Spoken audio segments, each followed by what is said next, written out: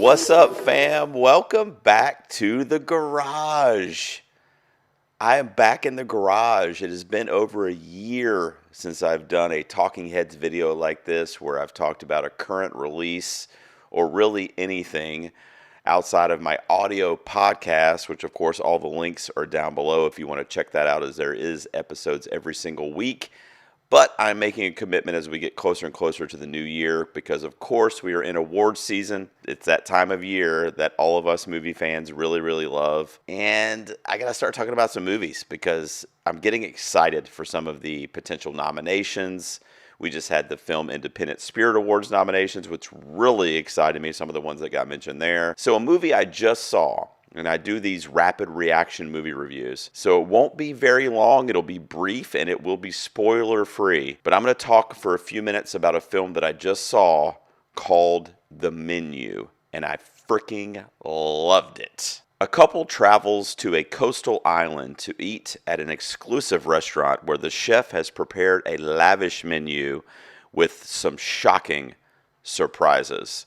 That is the synopsis on Letterboxd for The Menu, directed by Mark Malloy, starring the incomparable Anya Taylor-Joy, who I am infatuated with and I think is one of the best actresses of our time. It also stars Ray Fiennes, of course, in a honestly Oscar caliber role here. I mean, this guy is top tier, and we know that anyway from his career. He was freaking Voldemort, but he's killing it in this movie as well. It's kind of like you connect with him, you feel for him, but you're scared shitless of him at the same time. And Ray Fiennes really has the ability to kind of capture that juxtaposition. So he plays this chef who runs a establishment called Hawthorne, which is on this like secluded island. It's very like you just can't get a reservation there and just go in there. So they have he has 12 guests that are curated to come to the island for a very special experience, and mayhem, chaos ensues. Again, no spoilers here, but Anya Taylor-Joy's character Margot finds herself there with her date, portrayed by Nicholas Hoult, in a bit of a comic relief role for him that was great. I love him from The Great, actually on Hulu, this last couple years. So he really kind of had that same kind of like slapstick, silly humor where you kind of were like, this guy's a little dumb. He's kind of a wannabe. But I love Nicholas Hoult, so he really killed that role as well. All the performances are really, really top tier in this movie, but what the movie really does, I feel like at its best, is that you don't know what you're watching.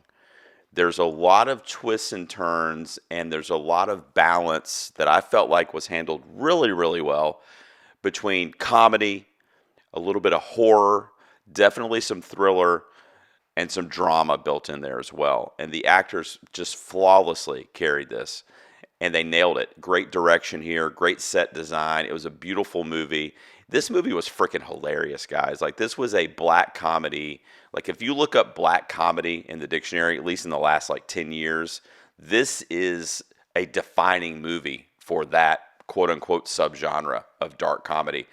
It was just brilliantly acted, and it really keeps you guessing. And this, The Menu is one of my favorite movies of the year. I absolutely loved it. I just saw it.